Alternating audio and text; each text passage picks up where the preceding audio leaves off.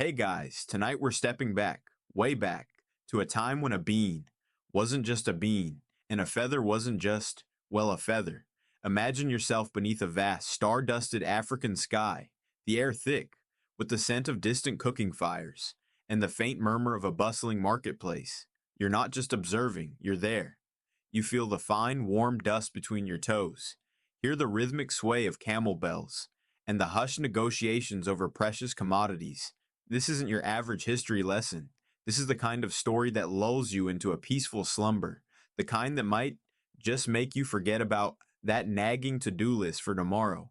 You probably won't survive this journey awake, and that's perfectly fine. So before you get comfortable, take a moment to like the video and subscribe, but only if you genuinely enjoy what I do here. And if you're feeling chatty, drop a comment below with your location and the local time. It's always fascinating to see where you all are listening from. Now, dim the lights, maybe turn on a fan for that soft background hum, and let's ease into tonight's journey together.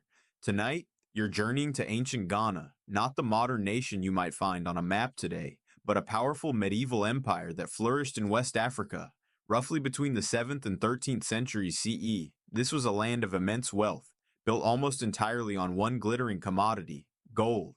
You can almost feel the weight of it, the cool, smooth texture against your palm, even though it was rarely found in large nuggets. Instead, it was most often traded as fine, shimmering dust. This empire, sometimes referred to as the Wagadou Empire by its own people, became a central hub of the trans-Saharan trade network, acting as a crucial intermediary between the gold mines of the south and the salt mines of the north. Think of it as the ultimate luxury goods exchange, long before anyone ever conceived of online shopping. You see caravanserai, stretching for miles, filled with camels laden with slabs of salt, textiles, and of course, the gleaming gold. This was a true economic powerhouse, a place where fortunes were made and lost on the reliable, steady flow of precious metal. But here's the fascinating part, the one that makes you tilt your head slightly in sleepy wonder. How did they weigh this gold without standardized weights and measures as we know them today? How did they ensure fair trade in an empire spanning vast distances and countless different cultures? This wasn't a place where you just guessed. The stakes were far too high. This is where the ingenuity of ancient Ghana truly shines, a tale not just of empire, but of remarkable resourcefulness. The answer lies in the most unexpected of places, humble beans and delicate feathers. You're already feeling the gentle pull of sleep, aren't you? Imagine trying to conduct a multi-million-dollar deal with a handful of kidney beans. It sounds preposterous, almost like something out of a very calm, very boring fairy tale, but it worked. Historians still argue whether the initial adoption of these specific natural weights was due to practicality, cultural significance, or perhaps a clever combination of both. You're seeing it now, aren't you? The shimmering pile of gold dust on a balance, and then, carefully, almost reverently, a small, dark bean placed on the opposing tray. It's a moment of quiet precision, a testament to a world far removed from our digital scales and calibrated instruments. This meticulous, almost ritualistic approach to weighing gold formed the bedrock of their economic stability and their enduring power. As you drift deeper into this historical reverie, you realize that the story of ancient Ghana's unique weighing system isn't just about gold.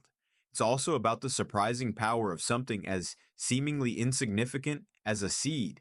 We're talking about the kola nut, a small, unassuming object that held immense economic and social sway across West Africa, long before it ever found its way into your fizzy caffeinated beverages of today. You see, the kola nut wasn't merely a snack. It was a symbol, a currency, and a foundational element in many social rituals. Imagine, for a moment, that your entire system of commerce hinged on something you could pick from a tree. It sounds delightfully low-tech, doesn't it?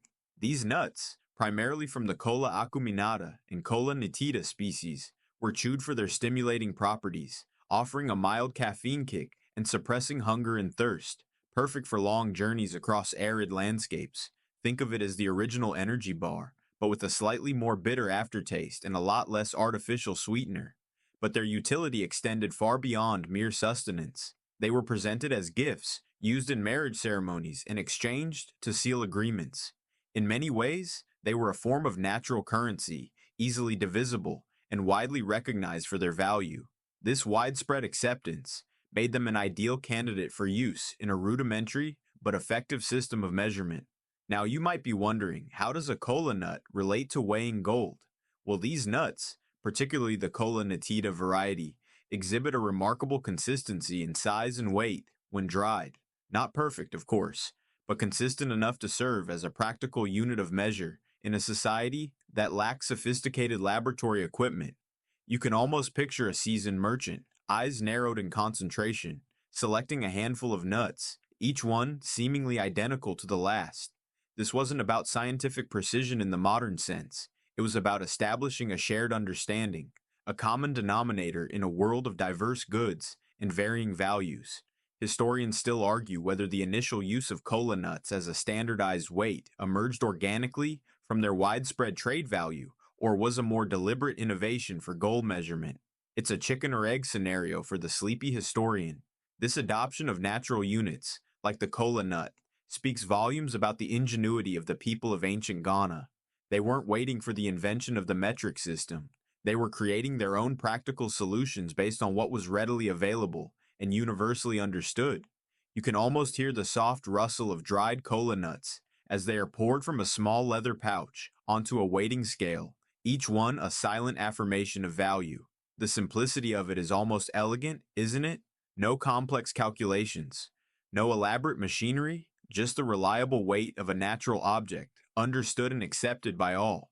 This system wasn't just about the physical act of weighing, it fostered a sense of trust and communal understanding in a time when written contracts were rare and personal reputation was everything. It's a reminder that sometimes the most effective solutions are the ones that are closest at hand, literally growing on trees. And as you consider this, you might find your own eyelids growing a little heavier, the world of ancient trade blurring gently into the edges of sleep.